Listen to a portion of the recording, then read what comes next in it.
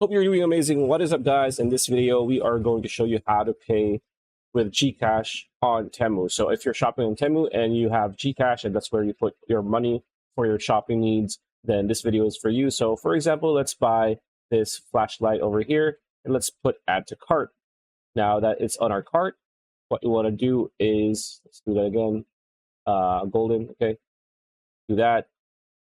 All right. And then let's go to cart. Now that we are on our cart, as you can see, we have one of this.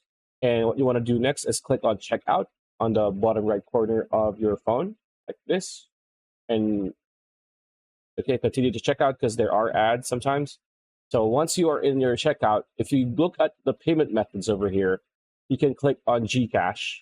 Once you select GCash, you will be brought to the GCash app. You should have your GCash app ready on your phone, and you should, of course, have money in it. And then once that's done, you can just click on submit order and you will be good to go. So that's pretty much it. That's the video. Hope you liked it. Like, comment, share, subscribe, ring that bell icon. We will see you on the next one. Peace.